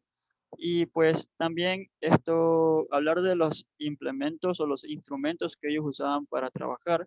Ellos en cualquier partecita o cualquier rincón que esté desolado, ellos ponían sus herramientas de trabajo como lo eran manchetes, anzuelos, redes, cosas que usaban para obviamente tener los materiales necesarios para su venta y así poder ellos tener su ingreso económico para poder abastecerse ya sea de alimentos o directamente para alguna necesidad, ya sea agua, luz, en ese caso, ya que, por ejemplo, en estas casas así, conseguir que tengas una conexión, por decirlo así, a internet, una conexión de luz y el agua potable que sea todo estable es muy complicado, ya que ellos están muy alejados, algunos, no todos, pero están alejados de lo que es el centro de la ciudad y obviamente se puede decir que la política dice a veces que es mejor darle las prioridades a quienes están cerca o a los que sí pueden ganar o sí pueden pagar, porque así es la ley, pero a veces eso es un método que para mí no tiene mucho sentido, porque se supone que son recursos naturales, que nosotros los estamos utilizando de alguien que no nos está diciendo, págame para que yo te dé la luz, te dé el agua. O sea, literalmente el medio ambiente no nos está diciendo, ¿sabes qué? Mira, te voy a dar luz, pero tú me tienes que dar dinero o me tienes que dar algo a cambio. No, entonces es como algo hipócrita de parte de las personas que discriminan a estas sociedades que viven alejadas de la ciudad, ya sea por tradición o simplemente porque así viven mejor. Es que no podemos tampoco opinar mucho sobre eso porque al final es cosa de ellos, es sus tradiciones, son sus pensamientos. Entonces es como que no podemos 100% decir es por esto, sino que dar una suposición simplemente. Ahora sí, podemos ir con una diapositiva. Ok, voy a dar un contexto antes de hablar sobre la diapositiva en sí. Es que ellos usaban el lenguaje o la lengua española, o sea, el lenguaje español castellano como nosotros lo conocemos, pero tenían ciertas fonéticas que ellos, como actualmente si nosotros vamos a Esmeralda, vamos a escuchar ese distinto acento que nosotros tenemos, que es como que ellos le meten un sonidito que es, para algunos es como medio carismático, pero para otros es como bastante, eh, se le puede decir, identificado. Es como que una forma de saber que ellos pertenecen exactamente a esa zona y que son de esa ciudad, se puede decir. Pero ellos también emplean palabras de origen africanos, pero estas palabras de origen africano solamente las emplean para tratarse o referirse a seres espirituales o cuando realizan rituales o ceremonias, ellos usan estas palabras porque es como su tradición lo indicaba y como obviamente ellos en su mayoría no es que han perdido su tradición, sino que han como puesto una barrera en la cual dicen, ok, nosotros estamos viviendo en una actualidad donde las tradiciones a veces no son respetadas, lo que vamos a hacer es simplemente poner una cobertura para que esa tradición simplemente se limite a ciertas cosas que no se noten tanto en la sociedad y así poder nosotros vivir en paz y no estar en la boca de todo el mundo. Entonces, estas tradiciones, se puede decir, usaban en su lenguaje, era solamente para esto específicamente, para ceremonias, rituales y cuando hacían sermones o ofrendas a seres espirituales. Porque la estructura en sí, la estructura gramatical, no ha presentado variaciones que sean así como importantes de definir, Por esa razón es que solamente me baso en esas cosas. Ahora sí, hablando de la diapositiva, podemos ver que está el señor Adalberto Ortiz, el cual nació en 1914 en Esmeraldas y fue una de las figuras más destacadas de la literatura afroecuatoriana. En sus obras, Adalberto Ortiz reveló el choque de razas negra-blanca, protestando así ante la discriminación racial. Obviamente aquí me faltaron varios de sus obras, pero estas son como sus tres principales, en las cuales él habla sobre su desconformidad en base a cómo los tratan o cómo trataban a su pueblo en aquel entonces, y que se sigue tratando actualmente, pero bueno, como lo dije, no de la forma así como tan tajante, tan directa, sino como que de vez en cuando se mandan una que otra cosa que tú dices, aún permanece esa discriminación política, social, económica, de todos tipos de Estado. Ahora sí, podemos seguir con la siguiente diapositiva. Ok, como comentaba, las culturas africanas tradicionales, las que aún mantienen esa tradición presente, sobre todo las que están ubicadas en la región de este continente, se conocen como subsaharinas o subsaharinas, como lo dice en la diapositiva, las cuales han sido la mayoría de culturas orales, que ellas pues eran usadas en distintos mitos, los cantos rituales, fábulas, cuentos, proverbios y narraciones, las cuales quedaban grabadas en las memorias de la gente que escuchaba esto. En este caso eran más los niños, se puede decir, porque siempre, como decían, el jefe de toda la zona, el jefe de ese pueblo era el que se encargaba de dar todas esas como enseñanzas a los más jóvenes, a las siguientes generaciones, para así mantener esa tradición presente y que no se vaya borrando a pesar de las cosas.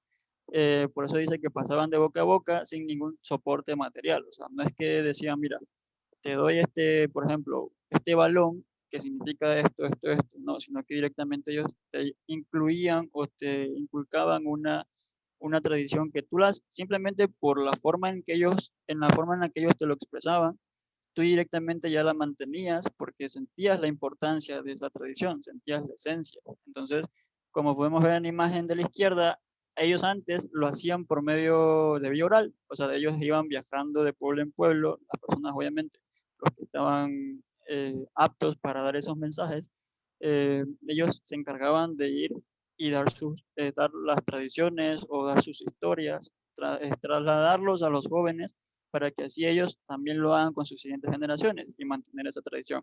En la actualidad, como lo vemos en la derecha, pues ya hay se han incluido distintos modos de mantener o de transmitir esta tradición, no solamente internamente, sino que externamente, como lo son los libros, ahora también usan los medios de comunicación, las redes sociales, etc.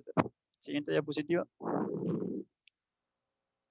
Ok, hablando de la vestimenta, esto puedo hablar de manera puntual porque, bueno, no tiene mucha historia en sí, sino que prácticamente el hombre utiliza un pantalón que lo arremanga hasta la altura de las canillas y las camisas que usan son de colores claros, ya que es como su forma de representar ese ánimo, esa felicidad, porque siempre han tenido esa característica en sí.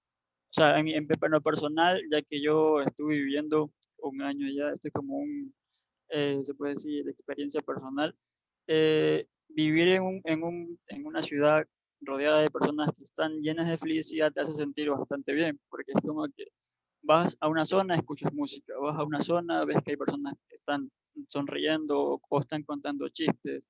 Es como que sientes ese amor que sienten por su vida, por su tradición, por todo lo que tú estás notando siendo una persona que no perteneces a esa descendencia, sino que siendo alguien, te puede decir de afuera, ya que Esmeraldas es como, se considera una ciudad que tiene mucha historia, no solamente por sus hazañas de la actualidad, sino que por su historia en sí.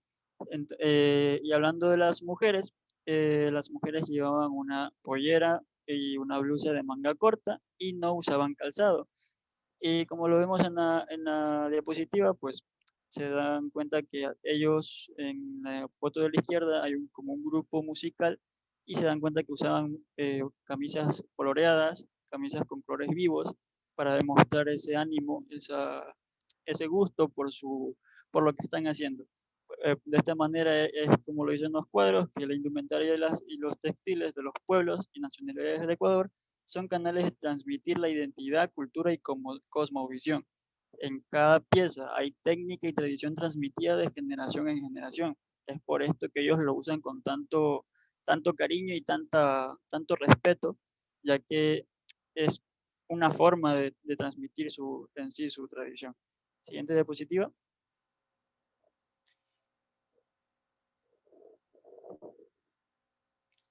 Y bueno, con el paso de los años, los afrodescendientes se han extendido por todo el país, llevando sus costumbres y tradiciones que se han adaptado al lugar donde se encuentran. Las prendas de vestir pueden ser elaboradas en horas hasta meses, lo que evidencia su complejidad.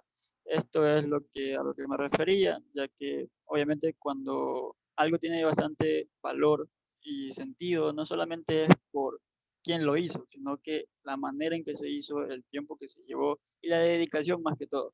Entonces, prácticamente, como lo dice el primer cuadro, que ellos al momento de extenderse por todo el país, han llevado cada costumbre y cada tradición de distintas formas, ya sea por su vestimenta, sus cantos, sus historias o los distintos modos que ellos usaban en sí. Prácticamente nosotros podemos, si nosotros vamos ahora mismo de viaje a Esmeralda, si nos unimos con una persona de edad que sabe de la historia, nos va a contar todo de manera ilusionada, porque es como que para las personas cuando sienten o tienen una historia que contar, cuando alguien viene y dice, oye, ¿me puedes contar qué sucedió? Oye, ¿qué pasó? Esto de acá, se siente una atracción en el sentido de que siente ese interés de esa persona en saber algo que se supone que para la mayoría socialmente es como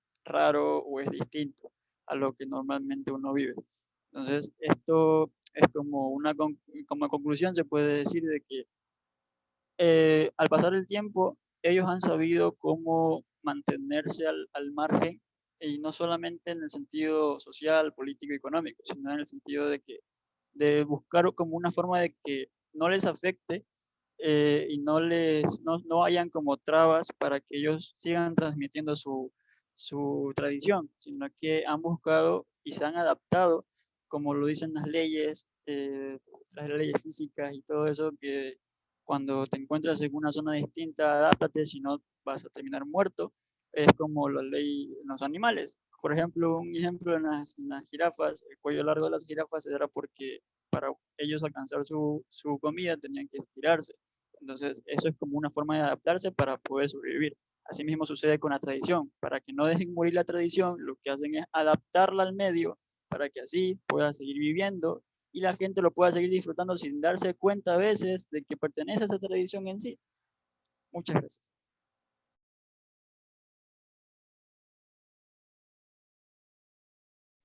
Bueno, me toca hablar acerca de lo que son sus costumbres. Una de las costumbres que tienen los afroecuatorianos son la del nacimiento y la del bautizo. En el nacimiento, por lo general, las mujeres son acompañadas de los que son comadronas o ayudantes de parto para que no tengan ningún problema a la hora de dar a luz, mientras que lo que es la cuestión del marido, él se centra en la sala con los amigos esperando el momento del alumbramiento de la esposa. Ellos están ahí esperando para festejar con lo que es el aguardiente clásico, que es la bebida alcohólica que ellos aplican para el festejo. Días después, pasado ya del nacimiento del niño, las madres que vienen por el sector se acercan a donde está la nueva madre y le dan consejos, la apoyan y todo, mientras los primeros días, que siempre suele ser a veces más complicado dependiendo del tipo del parto o si no llegó a darse el alumbramiento, que es de lo que hablaré un poco más adelante. Como había comentado mi compañera Nicole, diapositivas atrás, los afrodescendientes o afroecuatorianos, ya en este caso, son muy, muy religiosos y entre sus primeros deberes religiosos se encuentra lo que es el bautizo. que es un ritual sagrado para ellos, que lo realizan en lo que es la casa de los padrinos, eh, que, que es lo que es la inserción del niño a la religión de ellos. Se realiza con lo que son los familiares, es una ceremonia bastante arraigada en ellos y que la consideran una de las primeras y necesarias que deben realizar para sentirse parte de la comunidad, y es realizada en la casa de los padrinos, mismos quienes al final brindan se les brinda una comida por parte de los padres del bebé, y dependiendo de si alcanzan los medios económicos, realizan también una fiesta para los demás invitados. Esto, el bautizo por lo general lo realizan hasta máximo los 7 años del niño, porque es lo que ellos acostumbran a hacer.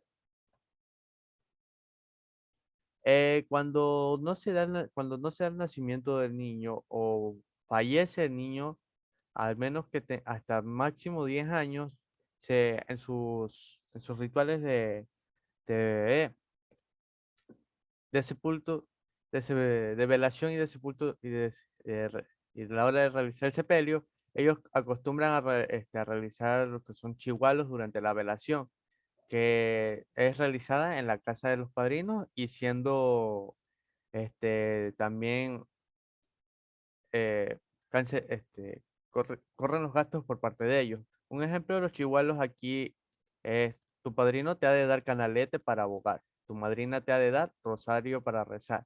Esto garantiza que el niño tenga su llegada al cielo de forma segura y que te permite el ingreso a ellos, y también asegura lo que es la prosperidad y el mismo ingreso a los padrinos.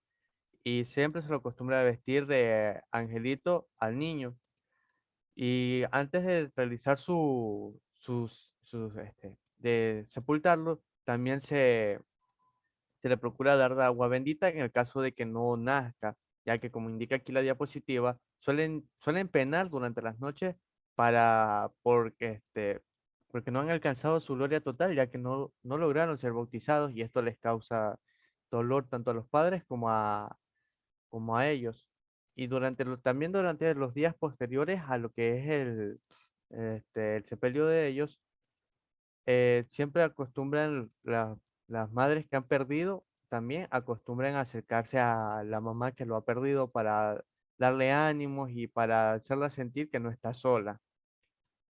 En lo que es la cuestión de gastronomía, como lo que son los afrodescendientes mayoritariamente se encuentran en la parte de la costa, encontramos muchos platos típicos basados en mariscos, como lo es en el caso del ensumacao, que es una mezcla de mariscos como son los langostinos, los camarones, lo que es cangrejo, conchas, pescado en una sopa elaborada con maní verde, con maní licuado y verde picado, y además se le añade también lo que es leche de coco para darle sabor. Encontramos también lo que es el cevicangre, que es una mezcla de lo que son ceviches, de pescado, de camarón también asimismo, y le agregan lo que es cangrejo.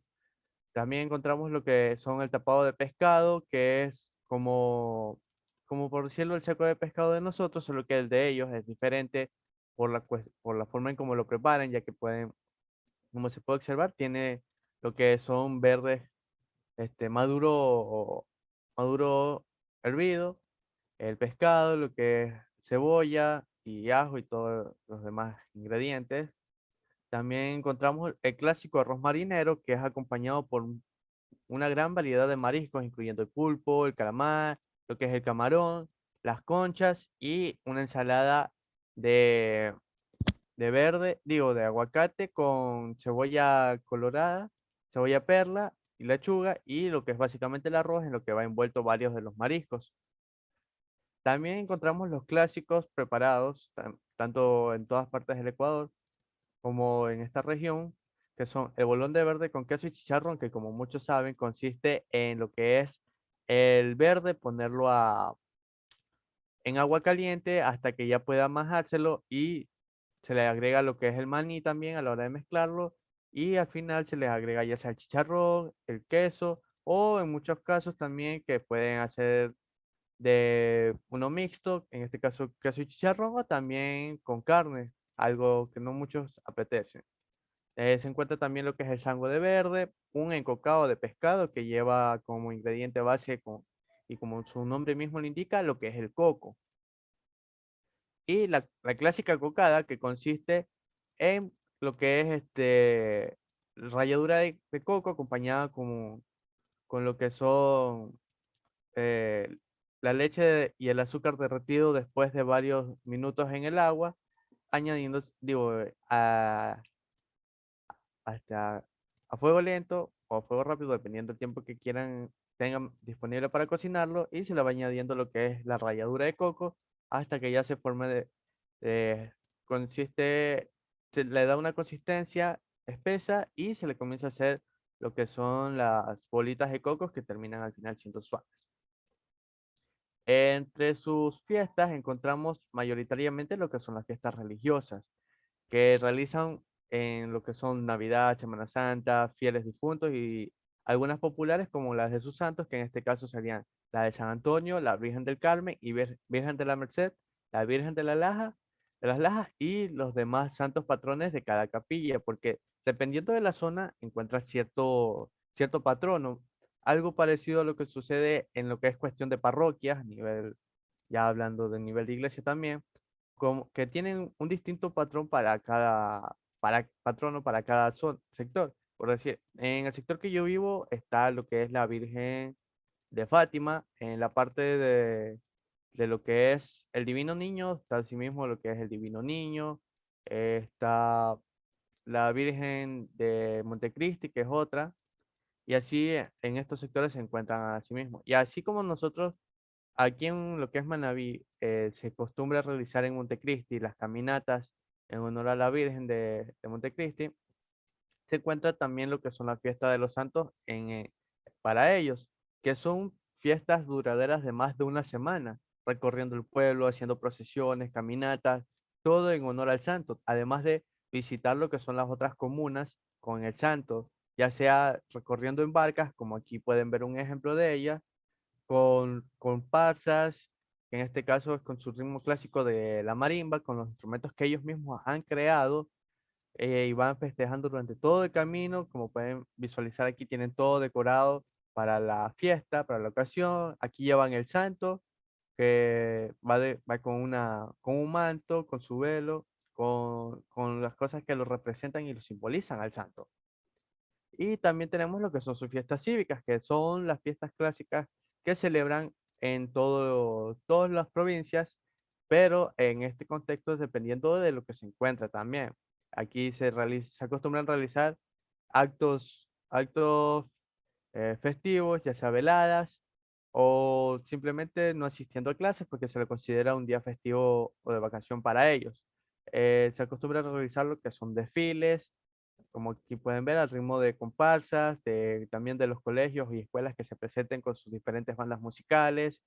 Al final también vienen lo que son los bomberos, los policías y todo aquel que se ha invitado para festejar esta fecha tan importante para ellos.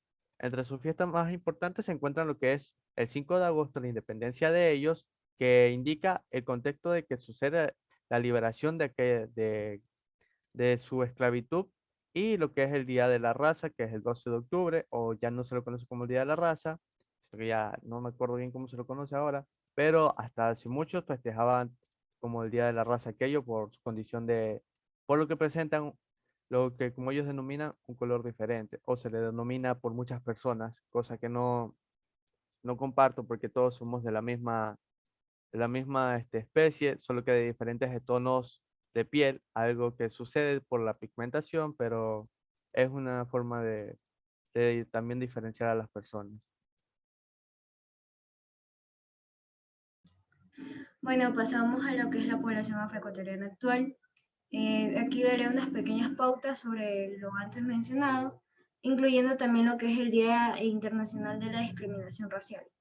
Pues podemos decir que la población afroecuatoriana está conformada por 3 grupos, que son negros, mulatos y afrodescendientes. En los últimos datos del censo, que fue en el 2010, se registró que representa 7,2% de la población en total, es decir, 1.041.559 personas. El 4,3% de la población se autodefinía como se autodefinía como afroecuatoriano. Y en dos grupos, pues, que eran los mulatos y los negros, el 1,9% de personas pertenecía a los mulatos y el 1% pertenecía a los negros. También podemos hablar de que en la Asamblea General, en la Asamblea General Nacional de las Naciones Unidas, proclamó en el periodo del 2015 hasta el 2024 como el Decenio Internacional de los Afrodescendientes. Esta declaración tenía como objetivo principal erradicar la exclusión y primordializar la participación de los afroecuatorianos en lo que sería en la sociedad, con la equidad e igualdad de condiciones y derechos. O sea, es decir, que se le tenía que asegurar lo que era la cobertura de los derechos económicos, sociales y culturales. Adicionalmente de esto, pues también la protección de justicia, que era eliminar los controles policiales, que eran consejos racistas. Asimismo, tenemos lo que es el 21 de marzo, que es el Día Internacional de la Eliminación de la Discriminación Racial. ¿Por qué el 21 de marzo? Porque en 1966 las Naciones Unidas conmemoró esta fecha debido a de que para ese año, para 1966, hubo una marcha pacífica de personas africanas en la cual las fuerzas policiales intervinieron y mataron a 69 personas. De hecho, ellos estaban haciendo esta marcha por una ley que se había incrementado, que se llamaba apartheid. Este de aquí era un sistema de segregación racial sudafricano. Se constituía por 317 leyes, la cual decía que ellos no tenían ningún derecho. Prácticamente todas esas leyes apoyaban al racismo, permitían de que las personas de color morena, negra, no tenían derecho a nada, absolutamente nada. Siguiente diapositiva.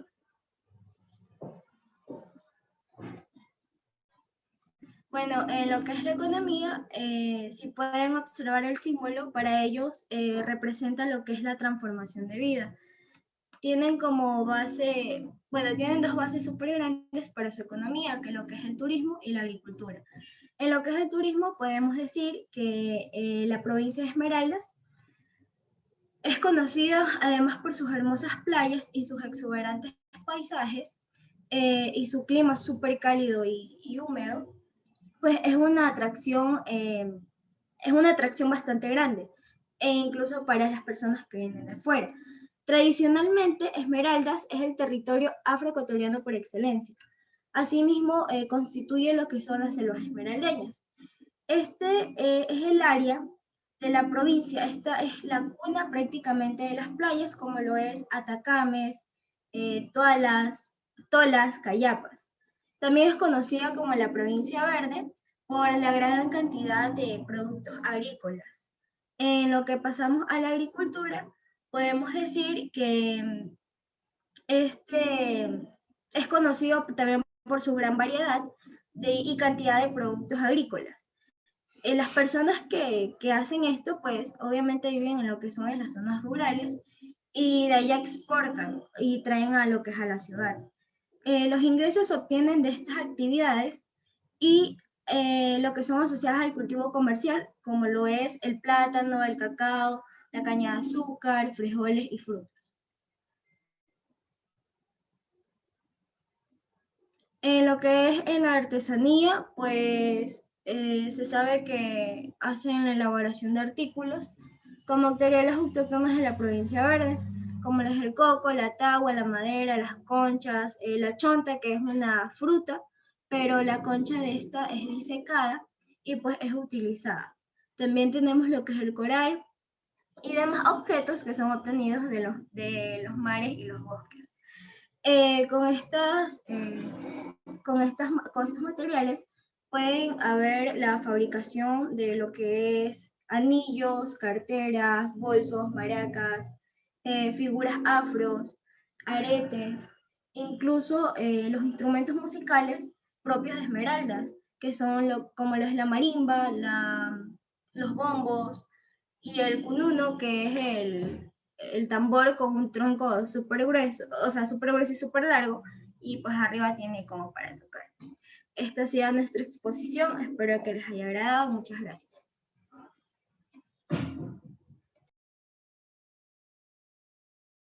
Bueno, muchas gracias. Básicamente, pues hemos terminado lo que se planificó para hoy día. Decirle de los afrodescendientes y realmente pues de toda la esclavitud, pues que entre los siglos XVI y XIX llegaron a América 12 millones de esclavos en condiciones límites, en embarcaciones. Muchos de ellos murieron en la travesía y después otros murieron en esclavitud por malos tratos y por un trabajo excesivo en las minas. Y apenas en el siglo XIX empezaron la emancipación de esos esclavos. El primer país que logró la abolición de la esclavitud fue Haití, y el último Brasil. Ecuador pues abolió la esclavitud a mitad del siglo XIX. Y como ustedes muy bien han dicho, pues básicamente este pueblo afrodescendiente pues es el que ha tenido quizá más discriminación, más marginación, menos propiedades y realmente pues sí también han perdido, aquí en el Ecuador sobre todo, han perdido parte de su cultura ancestral. Ha habido básicamente una aculturación y una integración a la sociedad primero colonial y después ya a la sociedad republicana. Perdieron la lengua original, han perdido parte de sus costumbres relacionadas con la espiritualidad, porque ya la mayoría pues, son católicos o cristianos. Y bueno, ahora recién hay algunos grupos que están retomando sus orígenes, visitando África y retomando pues, lo que son las costumbres ancestrales. Pero realmente pues, la mayoría de afrodescendientes aquí en el país pues, como muy bien han dicho ustedes, pues se han adaptado a las circunstancias que les ha tocado vivir. Quizá lo que hayan perpetuado de alguna manera es la música. En el Valle del Chota está la bomba del Chota y en Esmeralda pues la marimba y esos bailes muy alegres. Y podemos decir que sí, que realmente pues, es un pueblo que ha vivido de una manera muy dura, pero que ha podido también sobrevivir, resistir y destacar, porque Esmeralda se destaca, y pues tenemos que respetar esa cultura, aunque todavía en países del primer mundo, como son Estados Unidos, pues hay toda esa resistencia y esa vuelta a la discriminación de la raza negra, ¿no? Bueno, señores, hemos terminado. Volveremos el próximo miércoles a continuar con los siguientes temas, que creo que ya con eso terminamos, me parece. Muy bien, muchísimas gracias a los dos grupos y les emplazo para volver a vernos el día miércoles. Gracias. Queda grabada la clase. Gracias, doctora. Gracias, doctora. Gracias, doctora.